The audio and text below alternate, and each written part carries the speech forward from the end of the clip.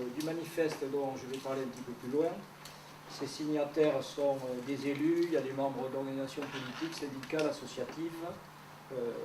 Ceux et celles d'entre eux qui le désirent interviendront tout à l'heure. On vous donnera la liste des présents après. Alors un petit peu d'historique très rapide. Le collectif avait déjà mené en 2004 la campagne contre, alors je vais vous raccourcir un petit peu, je dirais MAE au lieu de mandat d'arrêt européen. Alors le MAE qui avait été lancé à l'époque à l'encontre de 3 jeunes de chez Guy. Et le collectif a ensuite été réactivé fin 2010 lorsqu'il y a eu le mandat d'arrêt européen qui a été délivré par l'Audiencia nationale de Madrid à l'encontre d'Aurore Martin. Mandat d'arrêt qui a été, comme vous le savez, avalisé par les tribunaux français. Alors actuellement, Aurore se cache. Elle risque 12 ans d'emprisonnement dans les prisons espagnoles, simplement parce qu'elle s'est exprimée publiquement au nom de Batasuna au Pays Basque Sud. Alors le cas d'Aurore est un cas qui est emblématique parce que pour la première fois, une militante basque de nationalité française doit être remise aux autorités espagnoles. C'est-à-dire doit être remise à un État où sévissent juridiction espagnole, juridiction d'exception et torture. Ceci dit, le cas d'Aurore ne doit pas masquer les problèmes de ces dizaines de militants basques du Sud qui viennent se réfugier au Pays Basque Nord pour fuir la torture et qui sont eux-mêmes victimes du MAE. Récemment, il y a eu les 8 jeunes de chez Guy qui ont été donc remis aux autorités espagnoles après des interventions particulièrement violentes de la police française. C'était il n'y a pas très longtemps, vous vous en souvenez. Alors il y a là une situation qui est absolument inacceptable. Il y a des libertés élémentaires qui sont les droits d'expression, de réunion, les droits d'opinion, et qui sont tout simplement bafoués. Il y a un courant politique qui est la gauche indépendantiste basque, qui est privé d'expression, qui est réprimé.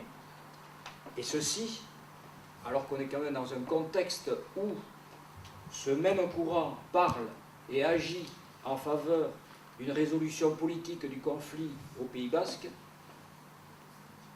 on est dans une période où le Pays Basque est de fait à la veille de changements importants.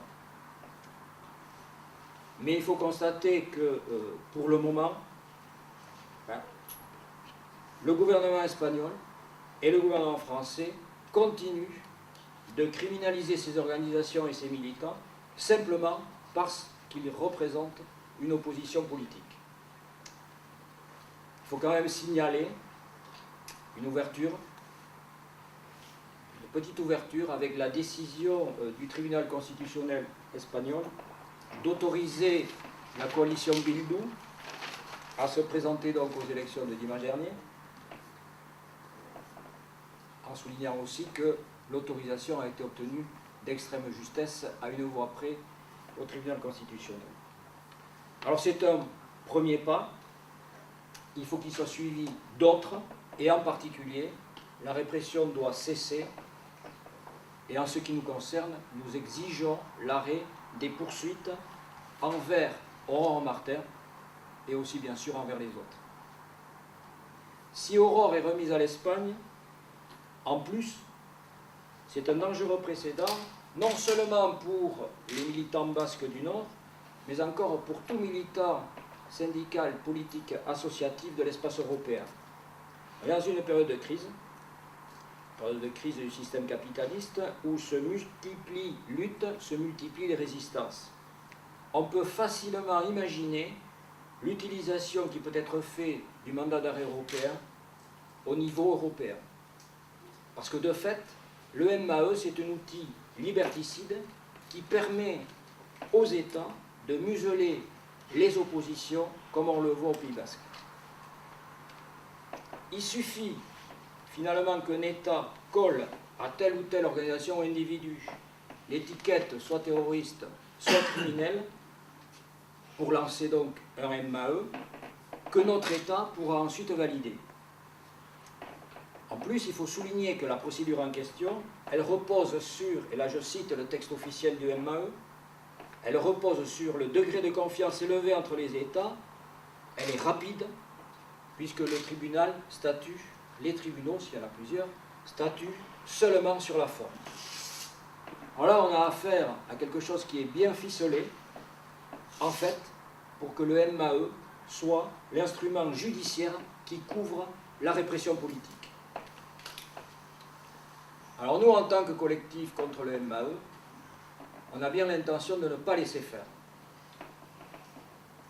Nous passons à un stade supérieur de la mobilisation. Il y a un travail important qui a été fait en amont. Il y a eu de nombreuses réunions au Pays Basque, à Paris, qui ont permis de tisser des liens, qui ont permis d'établir des contacts. Et il y a un large réseau qui s'est constitué, qui montre que, à partir du moment où les libertés démocratiques sont en jeu, l'unité elle est réalisable. Et de ces rencontres, de ces liens, sont issues deux décisions. La première, la rédaction d'un manifeste pour l'abrogation des législations d'exception en Europe pour la liberté de Rohan-Martin, qui est aujourd'hui signé par des personnalités, des représentants ou membres de nombreuses organisations, tant au niveau du Pays Basque qu'au niveau hexagonal. Et par un nombre important de représentants aussi d'organisations politiques, syndicales, associations et de nombreux élus. Nous allons vous laisser un exemplaire du manifeste tout à l'heure et vous verrez la déjà bien longue liste des premiers signataires. Ensuite, la deuxième décision qui a été prise, c'est une grande journée de débat, de mobilisation qui aura lieu le 18 juin à la Aldirati de Biarritz, précisément sur la base du manifeste. De nombreux signataires seront présents. À 10 h, il y aura une première table ronde sur le thème des législations d'exception et des droits démocratiques. À 16 h, il y aura une deuxième table ronde qui traitera de la résolution du conflit politique basque. À 19 h, il y aura un meeting avec deux interventions principales. L'une de Michel Toubiana, qui est président de la Ligue des droits de l'homme, et l'autre d'Anaïs Finoza, du collectif contre le MAE.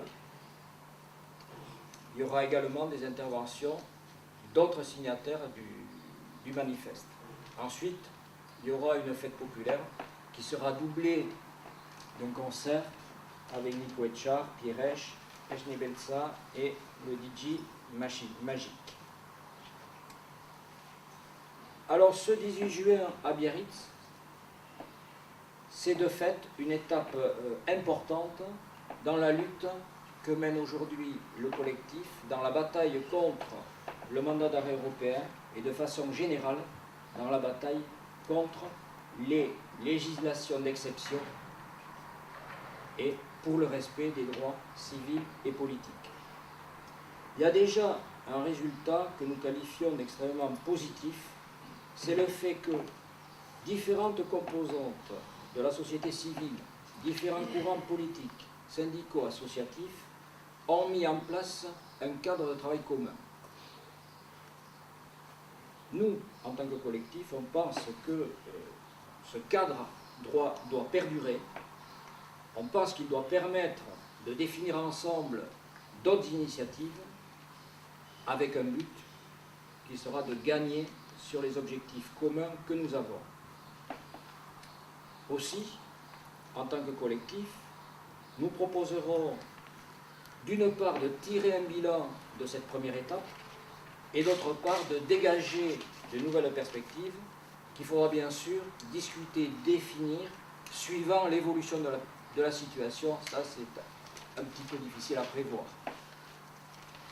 Et c'est un débat que nous entendons commencer, celui de la continuité de la campagne, c'est un débat que nous entendons commencer dès le 18 juin.